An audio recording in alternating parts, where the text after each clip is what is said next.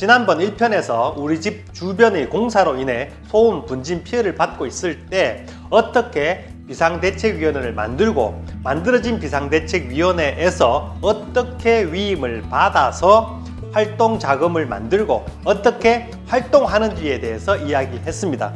오늘은 구체적인 보상금 정도와 보상금을 받고 난 후에 어떻게 나누는지에 대해서 알아보겠습니다.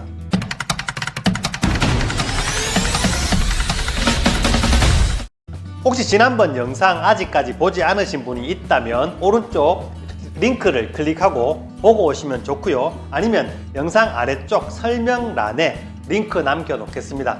비상대책위원회를 만들고 주민의 위임을 받는 이야기 등 중요하니까 꼭 듣고 오시기 바랍니다.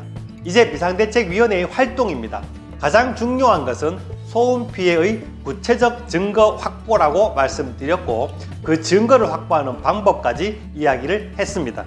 다음은 소음 피해와 더불어 공사용 자동차의 세륜, 즉 바퀴를 싣고 나와서 주변 도로를 더럽히지 않는지, 공사용 차량들이 공사장을 진입하기 위해서 중앙선을 침범하거나 차선 위반을 하지 않는지, 공사 작업자들이 안전모와 안전장비를 잘 착용하고 작업을 하고 있는지 등등을 살펴 소음과 분진 그리고 주변도로 더럽힘은 구청 등 지방자치단체에 신고를 하고 차선 위반 같은 것은 경찰서에 신고를 하고 안전과 관련된 것은 산업안전보건공단에 신고를 합니다. 또한 공사장 입구 또는 해당 구청 등 지방자치단체에 집회신고를 한 후에 시위를 하는 방법도 좋습니다. 집회신고는 경찰서에 합니다. 공사장 주변 도로를 통해 초등학교 등굣길이 있다면 교육청에도 민원을 넣고 교육청 앞에서 시위를 하는 방법도 있습니다.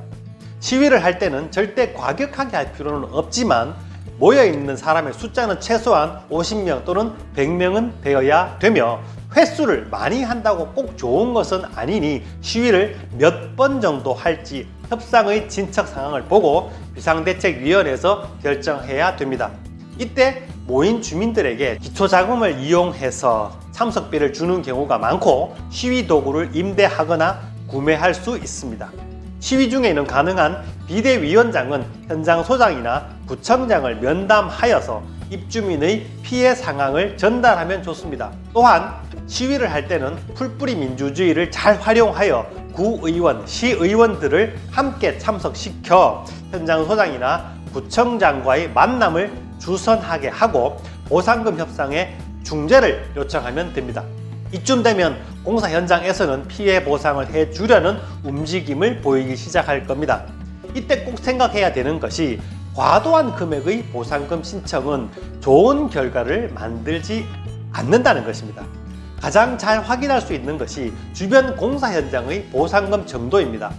주변이 2억, 3억 받았다면 이것도 2억 내외가 될 확률이 높습니다. 공사 현장 관계자들도 이미 주변 보상 금액을 다 알고 있기 때문입니다.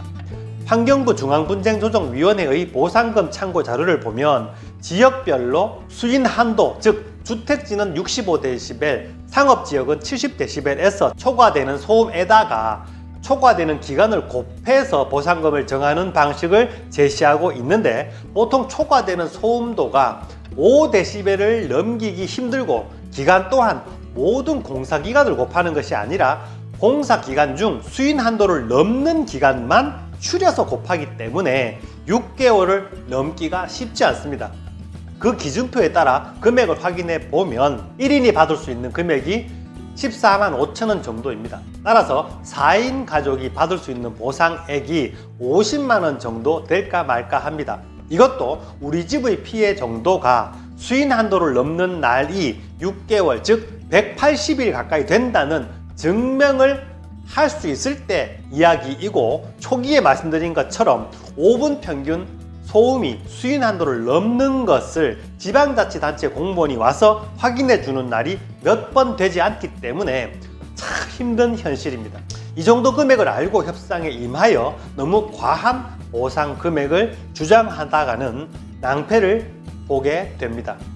이런 어려운 과정을 거쳐 잘 협의가 되어 보상금을 받았다고 가정해 보겠습니다.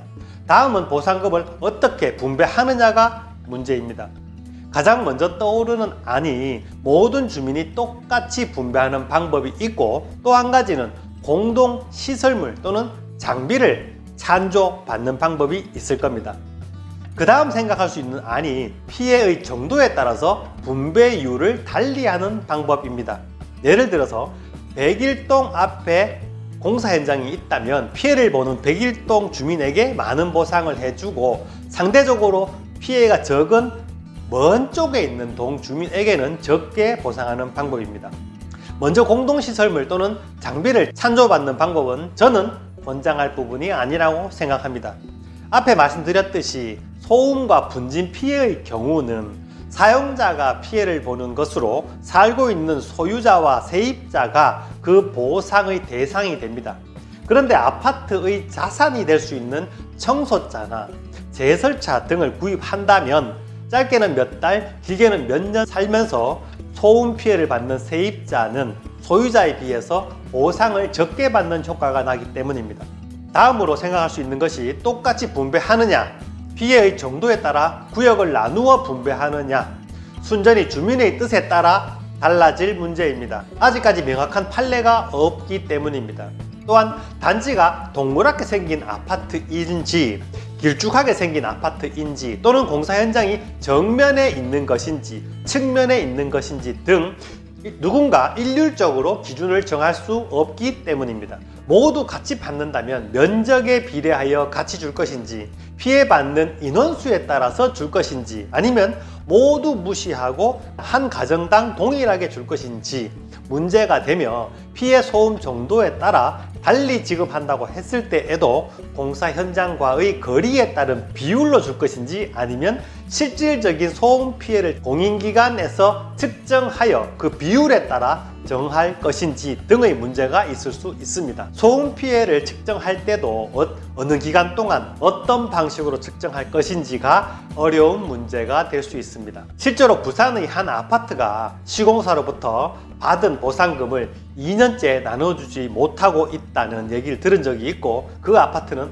법적 분쟁을 포함한 여러 가지 분쟁에 휘말려 있다는 얘기를 들은 적이 있습니다.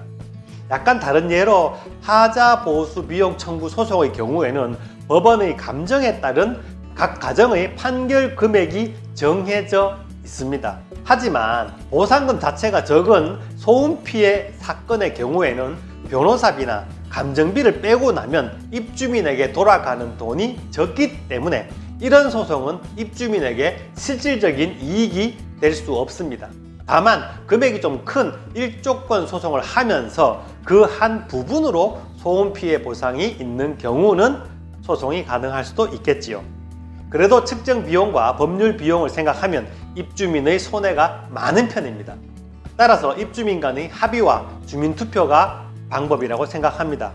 최초 비상대책위원회를 만들 때 분배까지 위임을 받았다면 비상대책위원회에서 누가 봐도 이해가 될 만한 분배안을 만들고 전자투표 등의 방식을 활용해서 주민투표를 실시하여서 동의를 받아서 집행한다면 차후에 누가 봐도 문제가 생기지 않을 것입니다. 지금까지 아파트 주변에 공사로 인한 입주민의 피해를 보상받는 방법과 보상받은 보상금을 피해 입주민에게 나누어 주는 것까지 알아봤는데요. 가장 중요한 것은 입주민의 관심과 참여로 이해할 만한 협상안과 배분안을 만들어낸다는 것이 중요합니다. 몇 명의 편협한 욕심이 끼어들 때 항상 아파트는 문제가 생깁니다. 이는 소음 피해뿐만 아니라 관리 업무 모두가 그렇다고 할 수 있습니다. 관리비나 장기수도 충당금 등을 집행하기 위한 대표회의도 많은 입주민의 참여와 관심이 있을 때 비리도 없고 싸움도 없고 업무가 일사천리로 잘 진행되는 아파트가 만들어질 겁니다. 오늘은 여기까지 하겠습니다. 들을만 했다면 좋아요 눌러주시고요. 더 중요한 것은 구독입니다. 그리고 다음에 새 영상 올라올 때 빨리 보고 싶다고 하시는 분들은 알림 설정까지 해주시면 감사합니다. 오늘 영상 여러분이 함께하는 밴드나 단톡방 또는 페이스북에 올려주시면 더욱 감사합니다. 지금까지 친절한 생활 연구소 김도형 소장 김소장이었습니다. 그럼 다음 영상에서 만나요. 감사합니다.